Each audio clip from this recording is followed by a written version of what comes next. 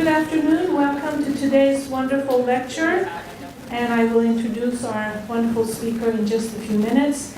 I would like to thank a bunch of students here, about 5 of them from the Vsauce ambassadors. These are students in the College of Behavioral and Social Sciences who always help in an amazing way with all of our events. And today we have Rowan, we have Colleen, Naomi, Linza, and Monica. Is that right? Did I miss anyone?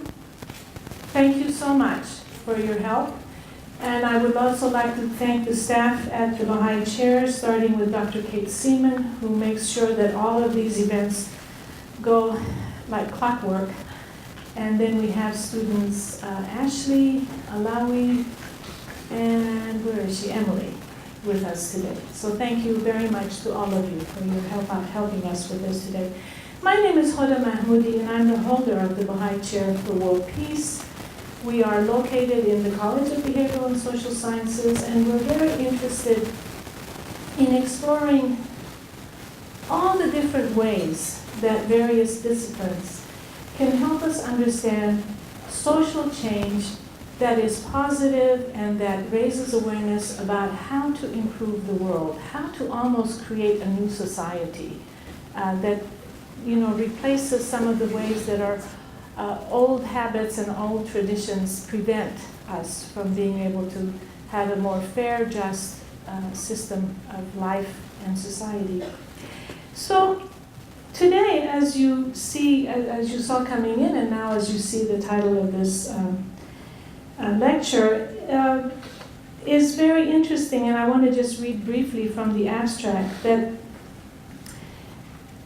art and design have both the potential to communicate societal issues and prompt transformation in our social understandings and interactions. This presentation uses social science research lens to show how a range of art and design projects is creating positive social change. And art, unfortunately, I don't think, this is a personal opinion, does not receive enough attention, I think, in all the various spaces in a given society. I think art is a very powerful form that touches us in ways that we're almost not aware of, and it's a very important media through which we can really begin to examine the world through a different lens, as this lecture is going to, I think, present for us today. And we can see a living example of that. So I'm really delighted that we have from the art department, Professor Audra Coleman, actually Buck-Coleman, excuse me, it's hyphenated. She's associate professor and graphic design program director at the University of Maryland.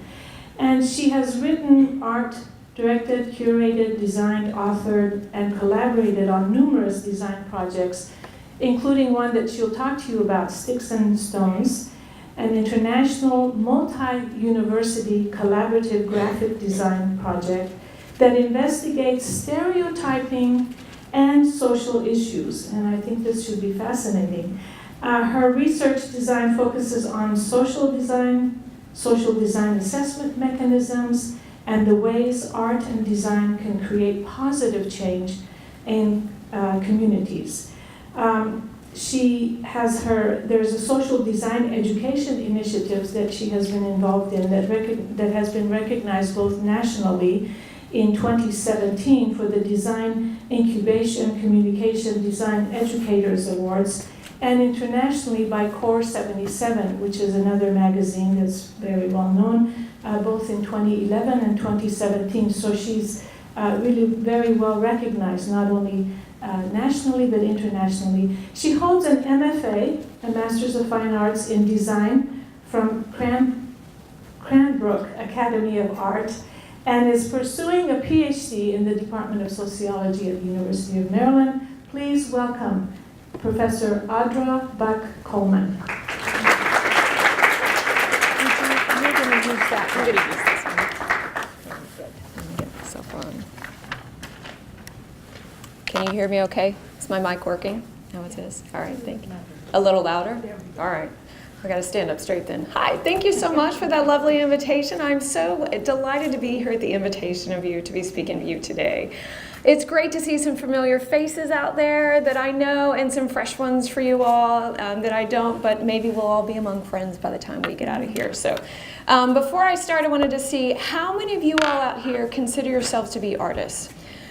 All right, fresh, some faster. This side wins right now, and you can, or how many consider you're practicing artists? You enjoy art. You love to dance. You may throw clay. You paint. You draw. You sing in the shower.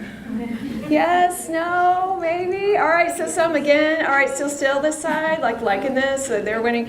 But think for a minute about why do we make art, right? Why do some of these people in the room enthusiastically raise their hand about making art? Why do people outside of this room and across the globe make art? And some of the reasons why we make art and why art is important to us are some of the reasons why I believe that art and design have the potential for social change. So it's wonderful to see you all out there. Why we're creating, think about why we're creating. So here are some reasons why I believe, again, that art and design hold this potential. One, of course, is art can communicate about a variety of subjects: religion, politics, beliefs, interactions, how we think about interacting with each other, with objects, with nature, right? So art is this great expressive potential. And further, some have called even art making primary, right? That we tend to separate it out, but art can be, really innate to us as human beings. Art can be a more effective means of communication, particularly those of you who enthusiastically raise your hand and some are like, well, maybe I'm in that category, right? Art does something for you that maybe other forms don't. Writing or speaking, it doesn't feel quite as comfortable as dancing or drawing. And that's okay, right? So different forms of art are going to express to us and going to relate to us in different ways. But again, think about this division that oftentimes we have in society, that art is separate and art is sort of this thing you do on the side, where in other cultures art is just innate. For example, Native Americans don't even have a word for art. They just do it. They don't think about, oh, well, I'm going to do my art now versus my normal day-to-day, right? So again, art is this great expressive quality, whether we recognize it or not, officially and unofficially in our society. Art, of course, is often sort of hailed and demonized for being provocation, right? That we're used to art sort of like, nudging us and poking us and even more so thinking about how can it be provocation? How can art get us to think about things in a different way?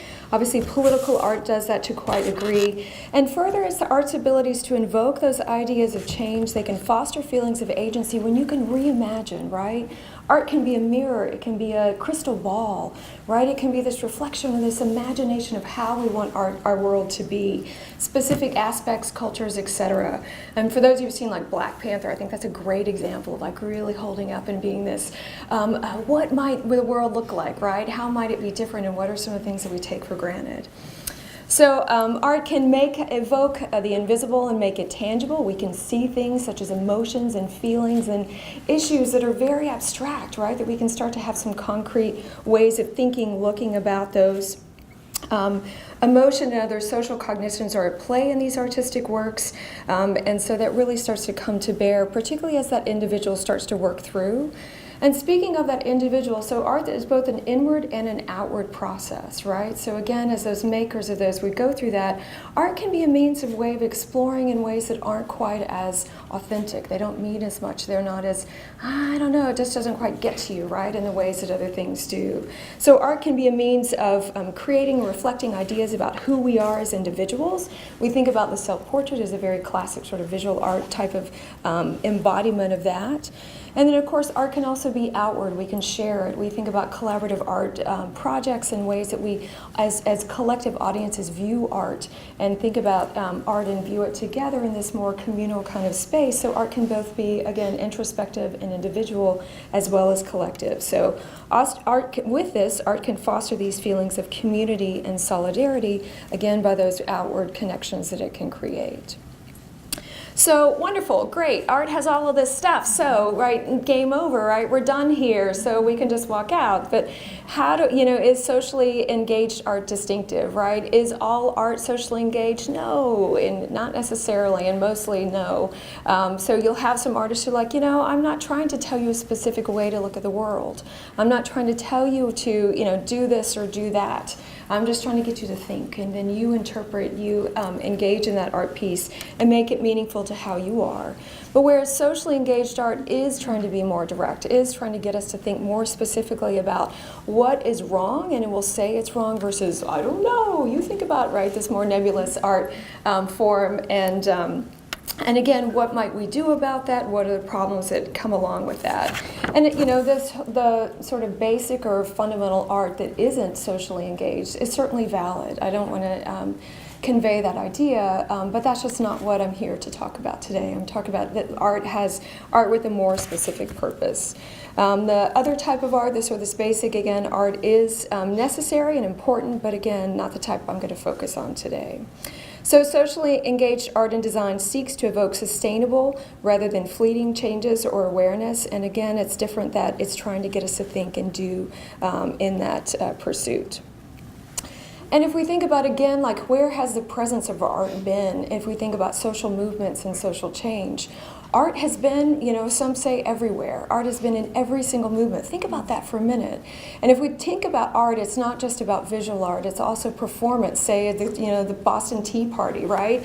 That was this performative thing. Like, they could have just chucked it, they could have done something else, but like this overt act, like the physicality of throwing the tea into the harbor, right, is like this extra act of defiance. So we can think about art as visual art, as performance, as music, as creative writing, as all these different ranges. So it isn't a question of whether art is a part of social movements and social change, but rather to what degree, if any, did art actually move the needle, and into what direction, right? So if art has always been inherent to some greater and lesser degrees, well, how can we know, right? How can we know if this is significant, is contributing, or is just sort of on the sidelines? So again, how do we believe think that socially engaged art might be more than just a pretty picture? And speaking of pretty picture, obviously there are many different kinds of forms of art. I'm going to be focusing on visual art. It's just kind of my wheelhouse, a graphic designer. This is a thing I love in visual art. So I don't mean to exclude, there will be some others, but that's sort of the emphasis that I'm going to be making today. And so my journey about all right, well, how can we know if socially engaged art and design can actually do something? Begins when I was actually teaching in Birmingham, Alabama. And I was teaching design there, and I started this project called Sticks and Stones. And Sticks and Stones gathered design students from different quarters of the country in 2005 in Birmingham, Alabama with Ogden, Utah. And that was sort of the starting point, because Birmingham, Alabama, very strong religious emphasis in Southern Baptists. Obviously Ogden, Utah, very strong religious emphasis in Church of Latter-day Saints. But then their racial makeup is extremely different. In Birmingham, blacks are the majority in the city of Birmingham, whereas Ogden and Utah is like 89% white. Right? So, you have these different racial makeups, but very similar, but different religious emphasis. So what does that do to you as a graphic designer? And these are specifically graphic design students, particularly in 2005 and 2006. And as a maker, what's your responsibility to that? You're about to go make messages that can go around the world in a heartbeat, right? And so how are you thinking about all the different populations that those messages are intended to reach and unintended to reach, but still do anyway, right? So where is that responsibility? So in 2005, it was Birmingham and Ogden, Utah. In 2006, we expanded to add the other corners, if you will, of the country, Boston and San Francisco. And so again, this project started with, the ideas and questions about how does place influence stereotypes and biases, right? What are, the country bumpkin stereotypes you have about people in Alabama, that they don't wear shoes and they don't have internet and they wear overalls all day, right? We've actually had students who say go to Chicago, like, you guys have internet down there? And it's like, yes, don't believe everything you say. And then of course the students from Ogden, Utah were concerned that all the Birmingham students or other students would think that they have a multitude of wives, right? And so, what are all those stereotypes? What are they doing about how you're thinking thinking about how others view you, and then also too as an art and a maker. What is that doing about what stereotypes and biases are you propagating? Are you expanding, and what are you thwarting? And what is that potential to permeate in visual communication? So the assignment one of the assignments was to create a self-portrait. And the self-portrait is not draw who you are, which we're pretty familiar with in terms of art classes, but represent who you are, right? Be an abstract portrait. Talk about what are the things that are valuable to you, not necessarily what you look like, but who are you? Who are you as a person? Where have you been? Where are you going? What are your lived experiences? What's important? All that kind of thing. So the students created these self-portraits, and then you see this list of terms on the side. So they created these abstract self-portraits, and then we switched them. We sent them to one of the other classes. So you may or may not know that you're looking at a self-portrait of a student in Boston because they put, all right, they'll go sailing, right? So okay, probably Boston and not Birmingham or Ogden, Utah. So what are some of those perceptions you have about people that live in these places? And then write it down, right? Let's stop being politically correct. Let's get these ideas out in the open. And so what are some of the terms that you start to get? And so, you don't know the maker, you don't know who did this, so what are these terms that you want to throw out, right? So hate of family, confident, stuck up, flavorful, strong, creative. You'll see positive and negative terms in here, as well as one towel head, if you see that up there, right? And so, wait a minute, do you know what that term means, right? Do you know what you put in here? And so others, right? So I'll show you a couple others and show you what we did with these self-portraits and those terms.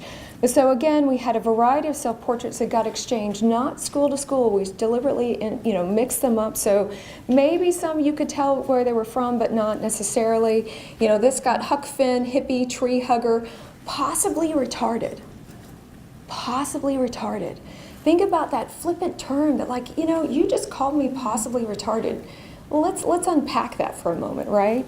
And so then all of the students from these 4 schools, this was in 2006, went to Los Angeles. We met in Los Angeles, and we started to get in the same room with each other, right? This is no longer fiction.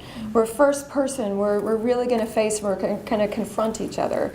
So we put these self-portraits up and their labels up, all in the same room, about this size, right? And we had about 50 students there.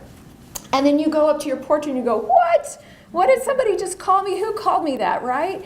But then it starts to become this idea, this conversation about language and also owning your imagery. Well, why would somebody call you family man if you don't really want to be represented like that? Why would somebody be called Christian freak, right, if you're in there? So, or in other sort of just meek or nice, or I know basic. Basic wasn't a thing back then, but if you guys got called basic today, right, then all right, it's like, why'd you call me basic? I'm so not basic. So we put all these things up in the room, but first we did an exercise called the privilege walk. And if you're not familiar with the privilege walk, it's this physical embodiment, again, this idea of art, right? We've got some visual art, we've got some performative places and pieces in here. But you essentially stand in the line with everybody, and you move forward or backward based on different prompts. So example, if you had 50 books in your house, 50 books or more in your house growing up, you take a step forward. If your parents worked 2 or more jobs growing up, you take a step backward, right? So then we start to see this physical disparity of privilege that's not about any of the choices that those students made, but about the society, about the systems, and about the places that they were born into, the socioeconomic class, the race, the ethnicity, all of those language barriers, maybe a different country, and how those play out in terms of their degrees of privilege or not. And obviously then what do you do with that, right? It's not just a full stop there, but then that became a discussion along with those self-portraits about, well, let's own ownership, own our language. Let's figure out how do we relate to each other, and really, think for a second more about, am I using really the correct language, the appropriate language that I want to reuse to talk to you now that you're in the same physical room with me? So then some of the other exercises they started to do is start to reclaim those terminologies, right? Those stereotypes and those labels that we put on one another. For example, the difference between a stud and a slut, right?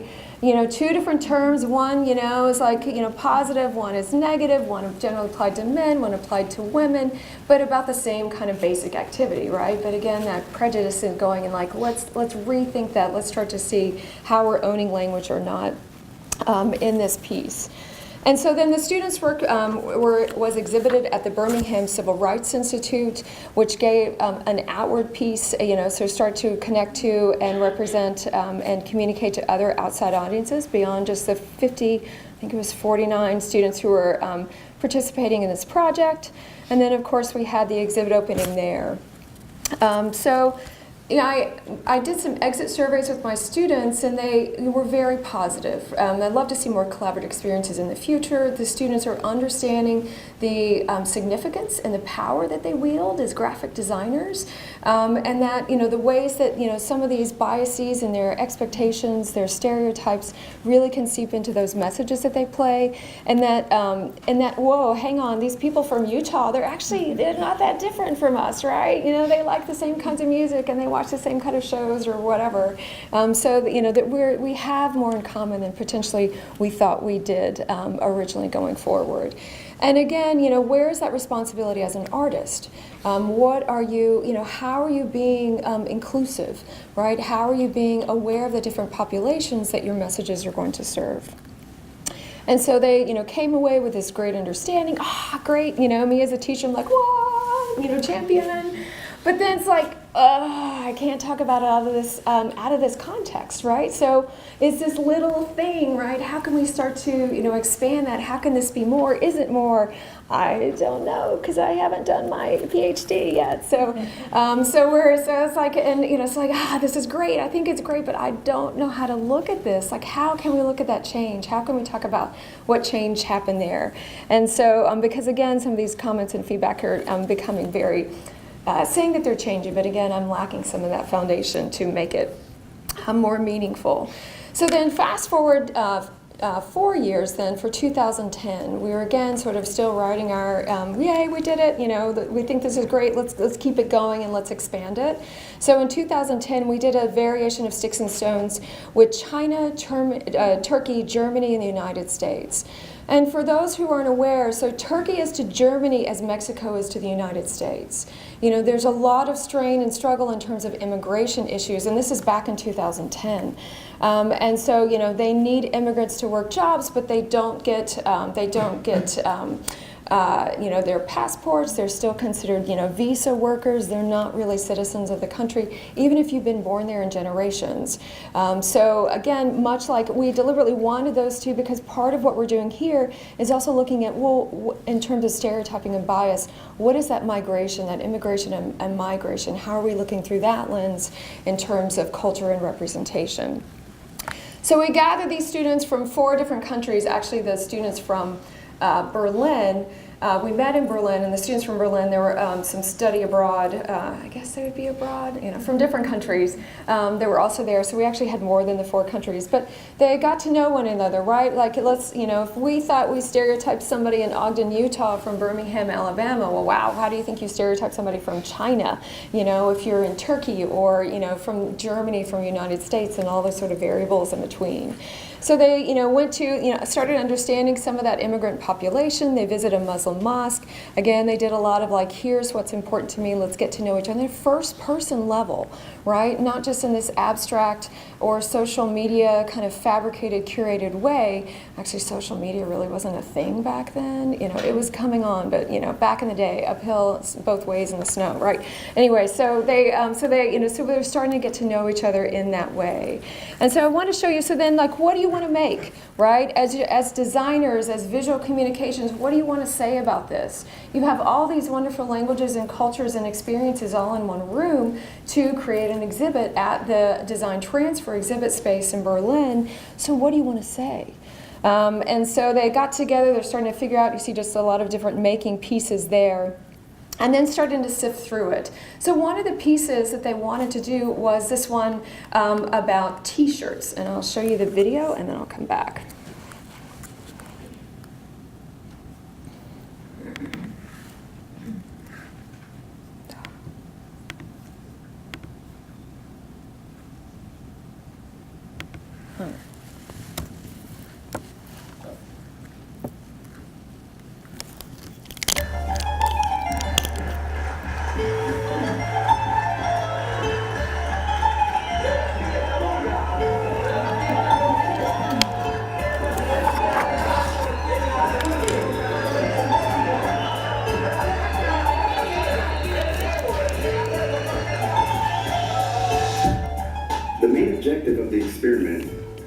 t-shirts with the question, what would people call me behind my back?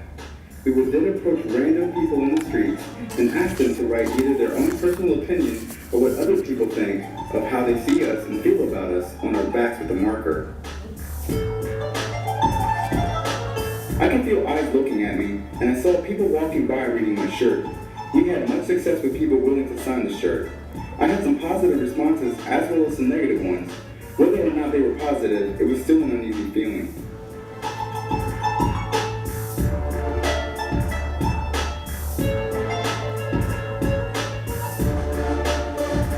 I was asked to volunteer to wear the t-shirt again the next day, but I didn't want to do it. It was as if I was emotionally fatigued from having people judge me throughout the afternoon. The experience itself was an interesting one, but not a very positive one as well. This was a very vulnerable experience, and I felt completely powerless as they were labeling me.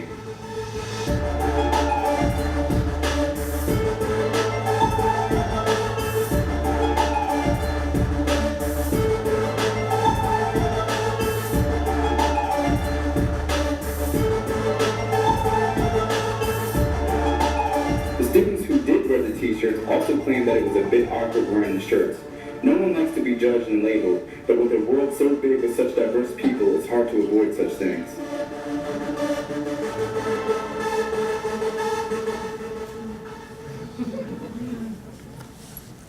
I always know who speaks German in that part. All right, so again, the objective of that experiment was to visualize these stereotypes, right? Let's not be politically correct. What do you think about me? What would others call me behind my back was the prompt there. And so students went on the street, you heard, and so I make that clear. So at 2010, I'm now teaching at University of Maryland. So Todd Neslin, who's featured in that video, is a Terp. So he's graduated. So we're doing that with University of Maryland students as well as a couple other schools from the U.S. But what is that experience like, right? So let's get that out. What is that physicality of actually having these things written on your back? Right? That now that that you have these things, people are saying them, but you can feel them now, right? And so Todd talks about he doesn't want to do it again. Todd was one of the first students to don a t-shirt and ask for comments. So he's served in the Army, and he would often wear his U.S. Army camouflage hat. And so some of the comments that he got on his t-shirt were looks like Will Smith, slam dunk man, and then enemy of Islam. Right, so here, just because he's wearing, he's proud of his military experience, but because he's wearing that hat, then others are thinking he is anti-Islam, right? So then what are all those pieces that we're putting out with the way that we dress as well as the way we behave and we talk? What are those impressions that we're starting to create with others? So when asked if he would do it again, he says, no, and you can hear him talk about it in that video. It was very powerful, but also very vulnerable. So, the students then created an exhibit. You can see the t-shirts hanging in the space without their original wearers, without their original bodies, and you start to see what are some of these comments that they just went, we had t-shirts printed up, spur of the moment, and they just went around Berlin with a Sharpie and said, hey, will you write, what do you think, will you write on my back? And so you've got different languages being communicated there. So you've got those t-shirts in the space that, again, start to talk about the physicality of these invisible labels. Students also did interviews with either migrants or immigrants before they came to Germany for this portion of the project. And so some of these quotes, don't leave family behind, your mind will never be in peace, you're never going to be complete, are quotes from the migrants and immigrants that immigrated to or migrated to the areas where the students were studying back in their home countries. So all these pieces sort of swirl and combine to be this space about culture and representation and migration. You see these posters in the back and then start to give some factual information about, the United States is one of the top 3 immigrant receiving countries versus what is that cost that you even have to pay to get in here or to relinquish your citizenship and your passport to your other, to your home country or your soon-to-be former home country. So we had some factual information in there as well to help contextualize some of the information the students are presenting and some other interactive pieces. But again, so I had exit surveys from the students, again, this is very powerful for them. It's very moving. This first person sort of iteration and ripple out of the pond, we tried to see from everybody else's perspective. And again, getting in the room and being in that first person exchange was quite meaningful. They learned from students who came from other countries. They learned to clarify and to simplify and really, communicate clearly in terms of the messages they wanted to be conveying as designers. And what is the value of diversity, right? That having these experiences in different cultures can broaden your design creativity. And that, thinking about how Hollywood and other sort of media factories, if you will, put out our stereotypes, and they can cloud your judgment of others. But again, I still had this lingering question, like I don't have it. I can't talk about outside this really great sort of thing right here, this little dot, like how do we expand it? And so, what did these projects do? How could we have measured that to improve the way that we tell the story? And so that really became a tipping point for me in terms of I gotta figure out something else, right? So, I'm merging this, art and design and social science, and in my PhD studies in particular, I'm looking at social psychology and stratification. So social psychology is why do we think the way we do? Why do we behave the way we do? How do those systems and expectations sort of reinforce what we think we ought to do and what we shouldn't do? And then stratification is, how do we define, how do we separate ourselves from one another, and how do those differences that we perceive create differences in power, create differences in income, create differences in influence, and just opportunities. So thinking about that, well then how can art de-stratify, right? Instead of creating distinctions, how can art maybe start to help us find some commonalities? Instead of thinking about how we automatically in some of these sort of societal expectations tell us how we should behave and consider one another, how might art and design kind of mess with that, right? And for the good. So back to sticks and stones now. Okay, we're starting to get a feel for that. And Dr. Rayshawn Ray, who's doing another awesome project right at the moment, so he couldn't be here. But so he and I started to work with about 1,000 freshmen in 2015. Some actually did some of the sticks and stones pieces, but we started to okay, let's measure this. What is this? What is the potential for this? What is the potential for on this campus, right? So for these assessment mechanisms, we incorporated a 4-year longitudinal online survey, some content analysis of the self-portraits, paper questionnaires, and qualitative interviews. And so much like the Sticks and Stones of 2006, so the one that was in the United States, we have that self-portrait. Students are making those, they're exchanging those, they're labeling those, they're doing the privilege walk, and then they're also having this prejudice and discrimination lecture that helps to contextualize and give sort of terminology.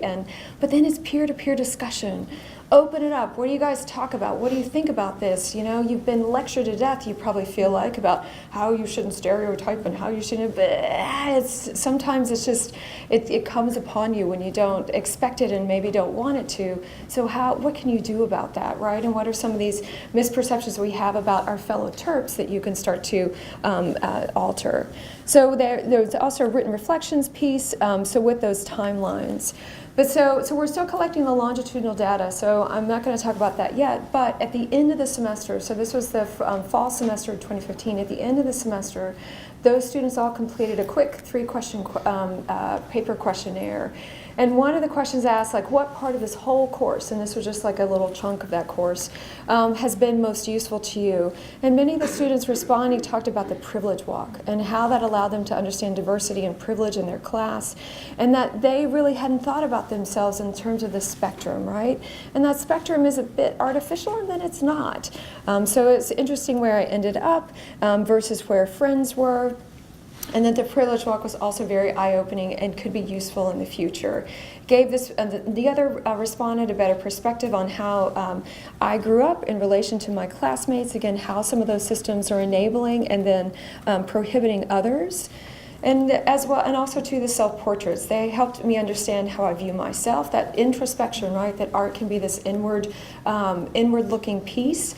And then the privilege walk, diversity, cultural appropriation, the self-portrait was great as well, and helpful skill to learn and help reflect, right? So that you guys are part of a selfie movement, right? And so if you're thinking about the self and how you represent yourself on social media and otherwise, right? What is that personality? that you might be conveying. So the other part was like, what made the deepest impressions upon your behavior and social choices? I'm going to kind of speed it up because I'm talking more than I wanted to be right now. So, again, we saw good comments about the privilege walk as well as the self-portrait. And how those differences, how evoking those differences, again, to what degree they're fabricated, but like starting to see those and starting to realize that white guilt is out there and also privilege is out there. And so what do you start to do? How do you start to work through that with your friends, family, and others? Cut to, so one of the things that the Sticks and Stones is helping to do, help these students have better understanding of the image distortions of others, help them to reevaluate their sense of self and create a more awareness of how privilege functions in society.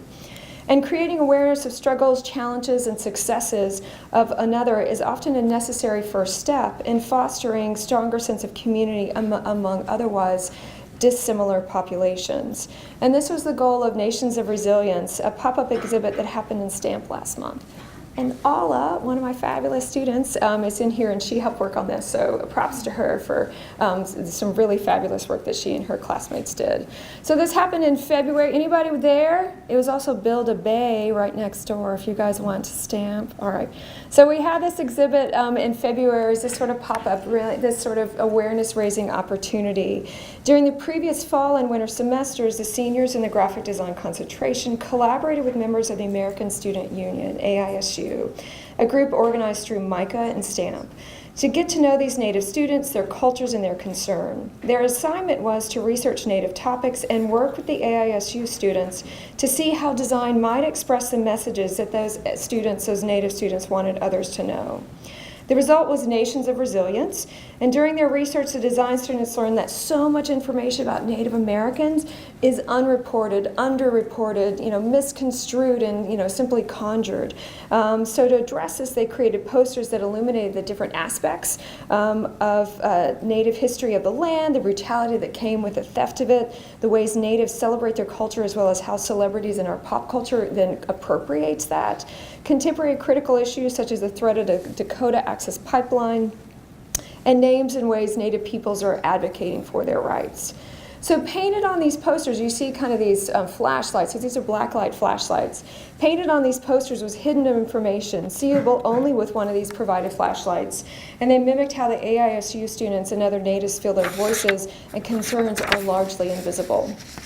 So the exhibit also included some interactive pieces that asked visitors to think and connect both literally with this piece that I'll talk about in a second to Native issues. There was a slideshow presenting the different UMD Native members and activities, Native American music, and a sculpture map, which you see in the bottom corner, that representing the 568 federally recognized tribes in the U.S. There are actually many more tribes, but they're just not federally recognized. They may be recognized at the state level or not recognized at all. But the how do you connect piece asks, so here's a range of issues that we're just starting to dip our little toe into, right? That there's so much depth and so much that we can't cover in a single sort of pop-up exhibit. What might you connect to, right? This is not just about Native Americans. This is not just about a single population or this or that, but these are all related, such as, concern for the environment, concern for safety, resources, allocation, stereotypes, representation, those sorts of things. So on the way out, the visitors, okay, great, so what? So what did you do? Who cares? Did it do anything? So on the way out, the visitors filled out this quick, paper survey. And two of the questions asked were okay, how much knowledge did you have before you came in about Native Americans? And you can see the disparity. We had about 251 people respond to this, fill out one of these surveys. And 8% said they had no knowledge. 48% said they had a little. 33% said they had some, and then 11% they had quite a bit. But you start to see, we don't know. I mean, this is, statistically, you could say this is a representative sample, right? It's big enough. It's not monstrous, but you could talk about that. But, look at that. Only 11% feel like they're really well versed in terms of Native Americans, right? So what is all that information that we should know that we don't? And then we asked them, well, okay, well, afterward, right, as you came out, now how much do you feel? Like, did you learn anything? Are we creating awareness? Are we starting to, like, move the needle in terms of how you think about Native American issues? The struggles that they've faced, the successes that they've had, all the in-between, what is so bad about Pharrell wearing a headdress? What's the big deal about that, right? So start to think about, from a Native perspective, what is that? And it's, and again, then connect back out to other cultures. So you see the sort of light green sees the respondents who said they had a little bit more. The orange down at the bottom, you can sort of see it. It's like down here. So these felt like, I just had about the same, right? But so most felt at least a little, if not much more. So 40% of the, and even students who came in, so this was, right, so this has had no knowledge and this has had quite a bit. So even the students who, and there were faculty and staff and other visitors who came in, felt like they still learned something. So great, that's just as powerful, starting to get some awareness about Native issues. We also, on that same survey, asked them, describe the exhibit, right? Is this super boring? Is this, it's kind of weird? It's like, no, we got really incredibly positive descriptions, fun, educational, eye-opening, important, informative, lots of I words, and, inspiring, interesting, right? That they're not just seeing the messages, but they're also seeing the context within those messages are being created. And then, nice job, some other, we just had them like as open-ended comments, right? So then you start to see those. I wish more exhibits were like this. And again, there are 7 students in the whole University of Maryland campus that are members of AISU. You talk about an underrepresented group on campus, right? And that's not everybody. That's who chooses to participate in the group. And great, for those who feel comfortable, and that's not, but like, you talk about like a little, underrepresented group on campus, like, yes, let's get more information about them and other minoritized communities on campus and off. So, ways that start to create awareness, sort of a little bit different, but still talking about art and design and what is that potential for that. I'll probably speed through this. So of course, Women's March happened, right? So what is that potential for the art, particularly the posters, right? To start to talk about this social change that you want to see, or the social change and the social movement that's starting to take place.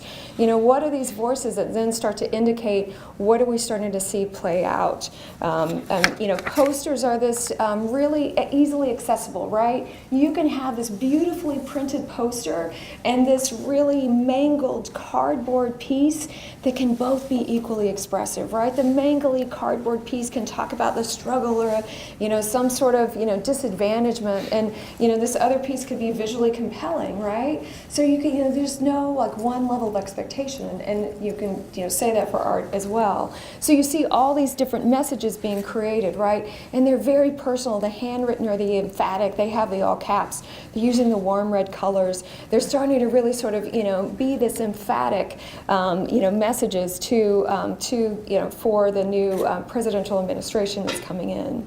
And you start to see the level of anger. So, these posters, are much more vibrant in their emotional expression that they're having versus, say, there was a March for Racial Justice in September.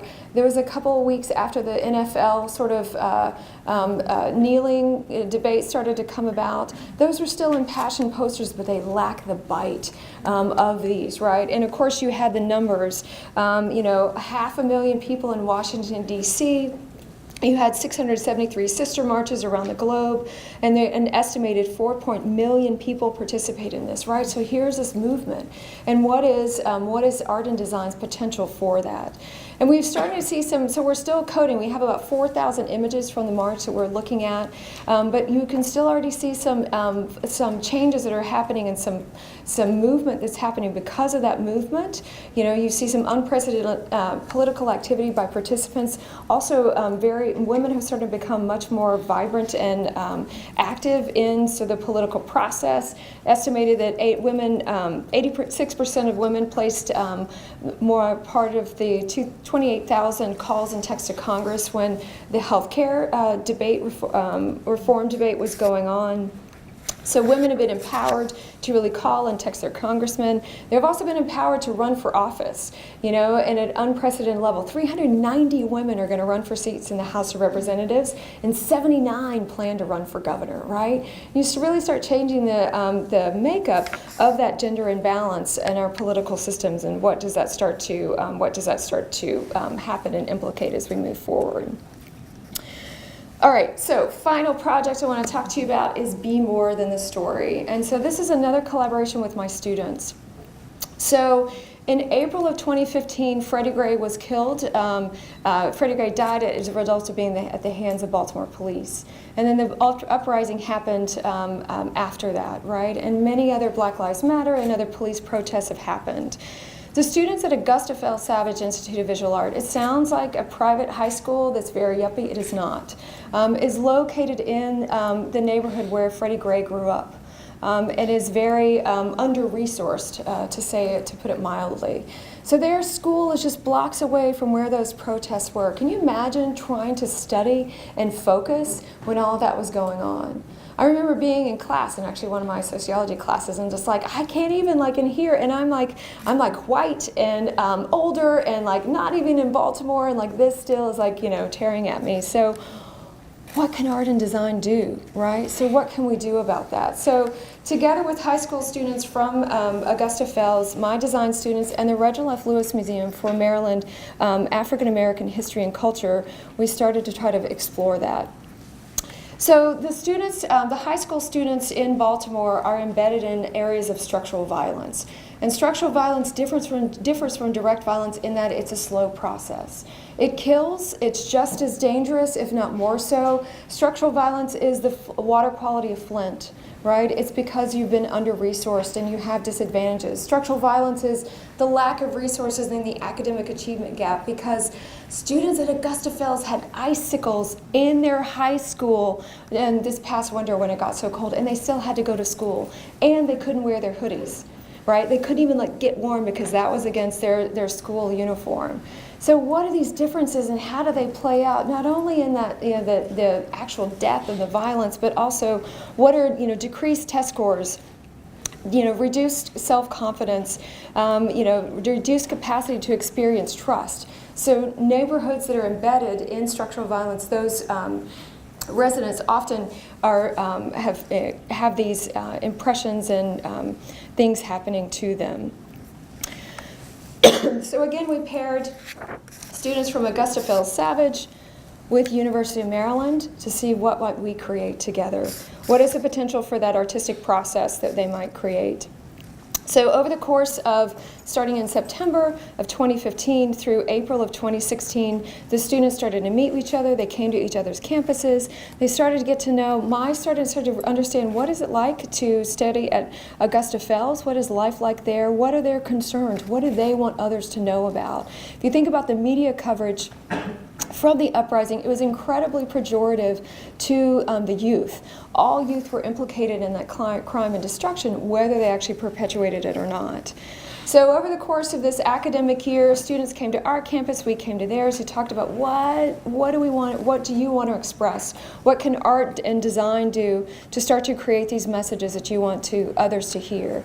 Particularly for the high school students, we easily dismiss youth. We think they're not articulate, they don't know, they haven't been, right? They haven't done all the things that we as older people have done. They have a voice, and they have really well-defined ideas and impressions, and they've lived through some things that we have not. Over the course, we met. So this is at the Lewis Museum. So these students are trying to figure out, they've got an exhibit space. The Lewis Museum has generously reserved the 1-year anniversary of Freddie Gray, reserved this community space for them to create messages. Such a huge leap of faith. My students had never designed an exhibit like this. The high school students certainly had never done that. So what are they going to do? What are they going to make? And so they seized upon this idea of vultures. One of the things the high school students wanted to talk about is the presence of police in their lives and the presence of police surveillance. And to them, there are helicopters that fly in their neighborhoods. These helicopters disrupt your TV reception. These helicopters can see inside your house. You're not even sort of in your own confines of your house with these police, and it's constant to them. that they feel like they're under surveillance, and because the police are out there, and because drugs and other, nefarious people are out there, they have to stay inside. Their parents don't want them going out. They're being surveilled. They go through body checks every day they go to school. They go through metal detectors, right? So they're being surveilled, and it's like, they wanted to talk about this. So they chose vultures, these carnivorous creatures, right, that they just feel like are present in their lives in all sorts of areas. So they made these 8 to 10 foot vultures. You start to see this installed in the space at the Lewis Museum, and they have security cameras for heads.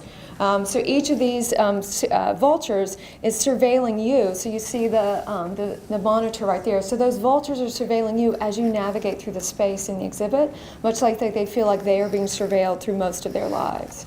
Another part was also to their way to provide counter arguments to that one-sided media portrayal that we saw in so many different ways. And so they too use the idea of the black light. So you see these quotes from the Baltimore police spokesman, the mayor, Bill O'Reilly. So these pejorative and very one-sided, limited views. And then with the black light flashlight, you can see how they counter that narrative, how they invoke their voice in this. Again, that also, not unlike the Native Americans, feels like they're not being heard or not being validated. We also had other participatory pieces where you as a visitor, and you're seeing that on the right, could also talk about, how do you want to be perceived and how do you not want to be perceived. And then here was about a 25-foot wall timeline of people of color who have been killed while in police custody. It's from the 1960s. So you see from the far left, from the 1960s all the way up until current day. The little Plexi circles, those little circles you see down here, are where names that people could add to the timeline. One, because there is no one, at least when we were putting this together, there was no one database for all these names. So the students had to go to 30 different resources to try to access who are all these people that need to be included on this list. And they knew that this is going to be incomplete because, Google can only tell you so much and all these different data searches and things. So let's put some of these on. And potentially, unfortunately, other lives were going to be lost after the opening but before the exhibit closed. So it becomes this moment to make this historical document more complete. But you can see the uptick, right? So 1960 is the first black dot. You see my cursor? 1960 is the first black dot to there. 70, 80, 1990, 2000. Look at that, right? 2010. This isn't even complete. This is 2016. This is about half a decade. So we also had, again, some other pieces in here. The high school students got some really great media coverage, and so did the other design students about, this is a crew from South African Broadcasting Company, that corporation that also did a piece on the story. So it was very empowering for those students.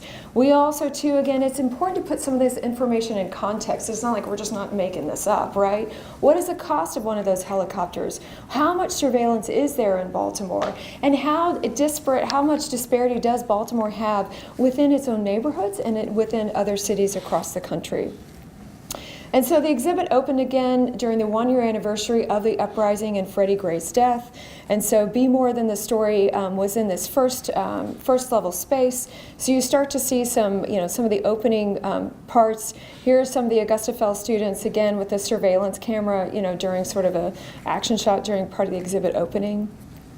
The Augusta Vale students, so they're performing and visual arts high school, with emphasis with that. So they performed as part of the opening, and then there's also a panel discussion on what is the making of this process, and also the high school students, what they wanted to say about their lives. So I'm running out of time, so let me speed it up. So again, I want to know, well, what? The first golden rule of social engaged art is do no harm. Right? There's so many times that privileged people have gone into underprivileged areas and actually with well-intentioned, good intentions, that they don't, right? That they actually do more harm than good. And I wanted to know, did we do that, right? It seems like the students were happy, but let's do some qualitative interviews and find out. So, yes, to sort of, talk about this, that students had more sense of self-esteem, that they were able to show that they were able to represent, right, that they could counter those narratives. Not everybody in Baltimore is a thug or some type of delinquent.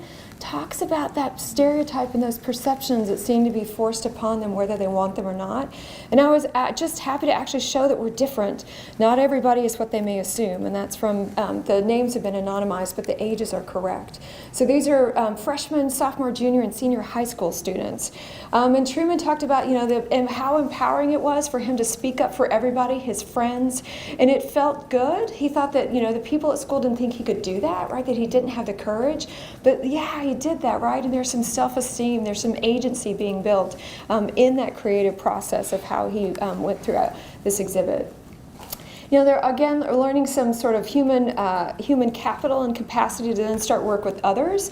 Both Truman and Michael talked about collaborating with others, and how before one of the structural violence tends to isolate, and now no, I can work with some people, and maybe I will work with others, and I can speak up, and I can hear and validate others' opinion. It doesn't mean that mine isn't, and because everybody's opinions counts. And they're understanding the potential for them as art.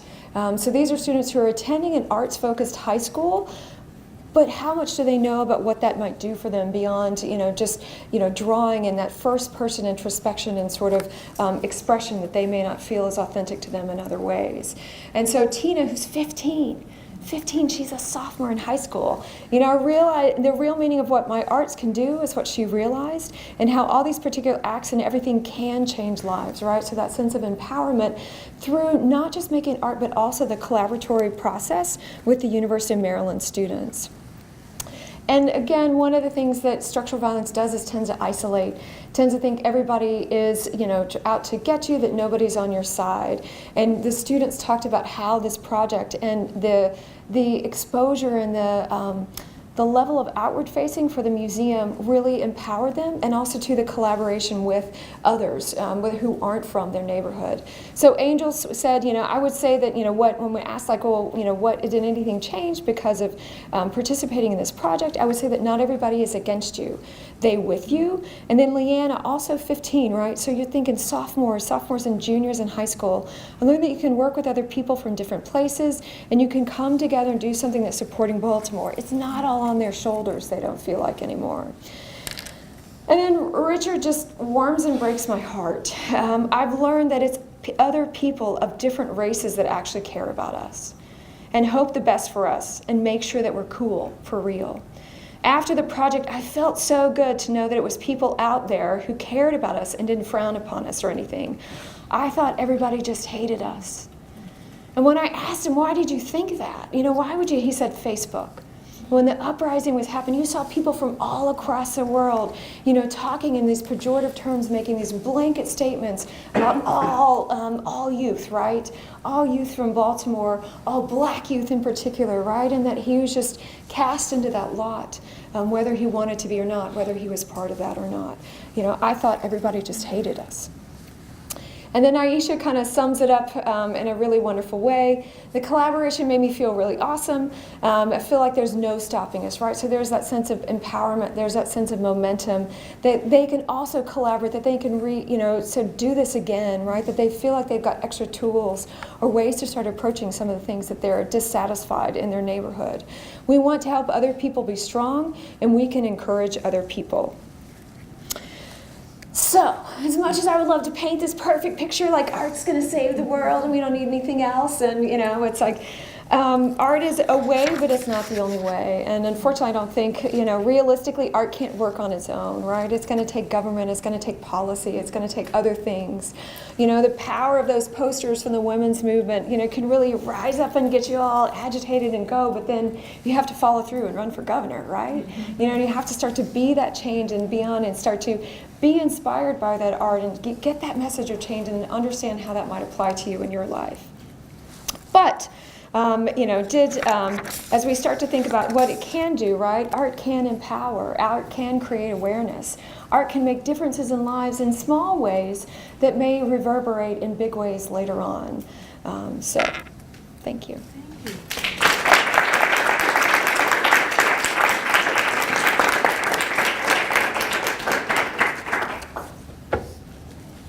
you so much for, sorry.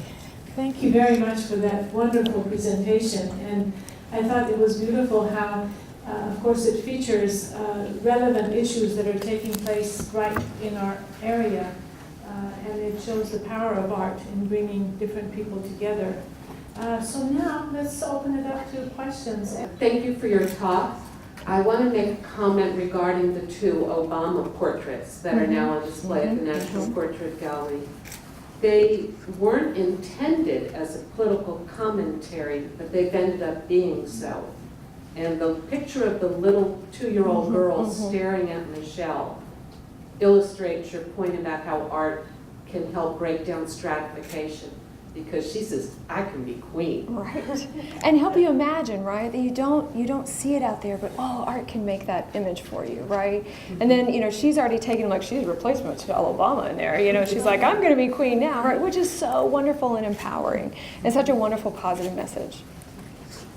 How were the students, the Baltimore students, selected? Because your age range was 14 to 18. So they were students at that high school. We wanted to work with a high school that was in that neighborhood, right? That it had been more directly affected. So this is West Baltimore.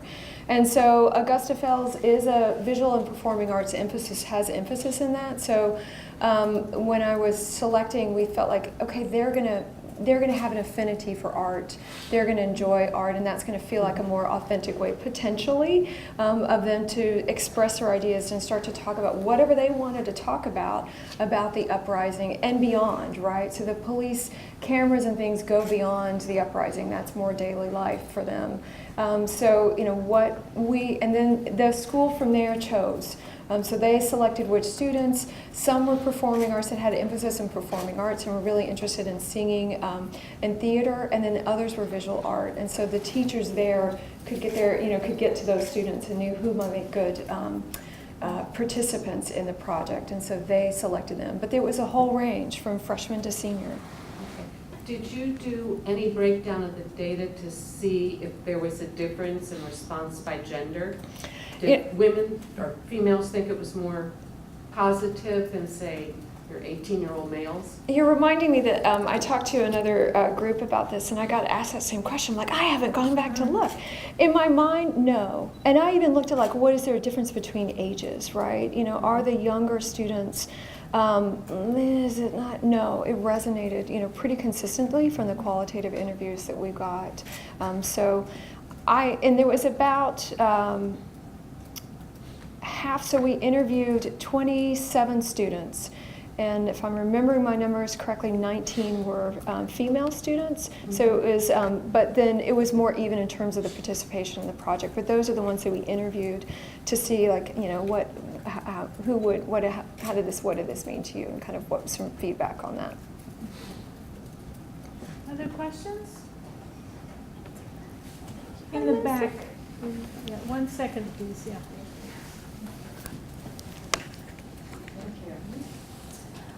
I'm just thinking about our country's decades-long emphasis on identity politics and how that has also been a abiding theme in the last several decades of our arts and culture. And you know, how the way that your work is very much diving right into a lot of these issues in terms of, you know, we're all so identified. We're all so overly identified. And, you know, there's reasons for that needs to be done. And it's all very personal for, you know, our different groups and populations and ethnicities and races and classes and so on within our country. But your work seems to well, I'm just curious to know what your thoughts are about that idea of over-identification, if you will, and yet your work seems to be going right at that, but at the same time trying to break it down in a way to find our commonalities. One of the frustrating parts for me about, thank you, this is Leslie Burns, so she's teaches in our art department. Fabulous artist, by the way. One of the things that I find frustrating about these types of projects is you have to evoke the stereotype to talk about the stereotype. And simply evoking the stereotype reinforces it in some ways, right? So like, you know, how do you talk about without saying, oh, well, people think you're X or Y or Z? And I don't have a great answer for that other than to say, let's get it all on the table and let's talk about it. Let's not be politically correct. Let's not dance around. Do you really understand what you just said? Do you really understand the meaning of those words? You call somebody half retarded. You call somebody towelhead. You called somebody this or that.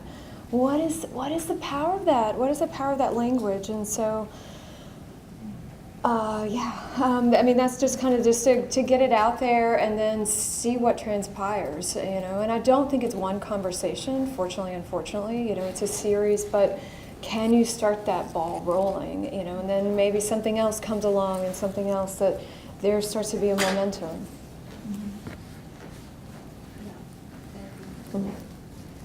Any other questions? But of course you can, yes, was there, okay, yeah.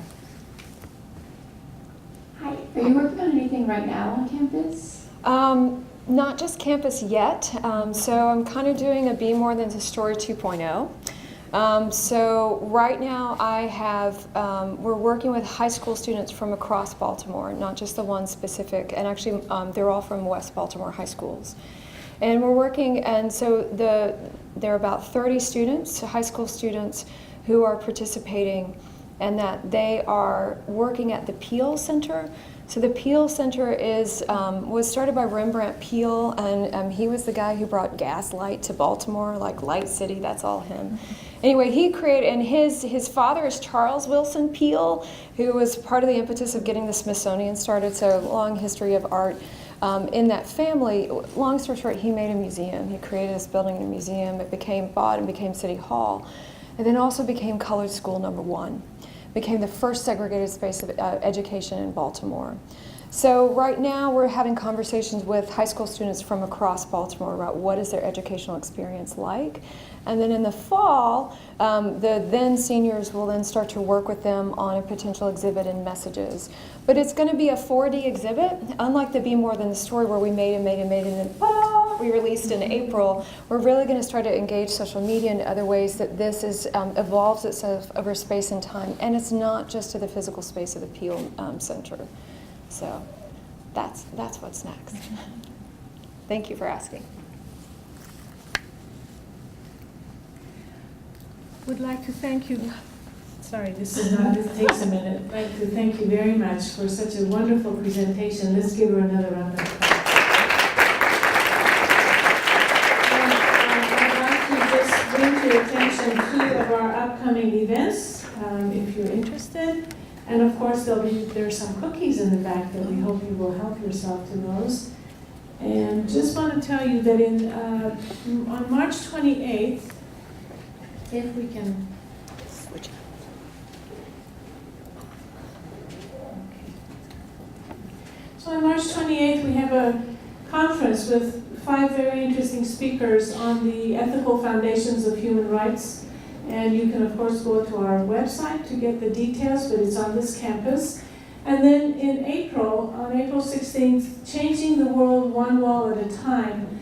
This is a very interesting film that features the artists around the world who do street art. And they're bringing attention to a minority religious group in Iran who has been blocked for about over 30 years from getting higher education. So we will have a very interesting panel of University of Maryland professors who will then talk about this film. First we will review the film, and then the panel will discuss the film. So we really encourage you to please come to these events, to follow us on social media, and thank you so much for being here today. Thank you.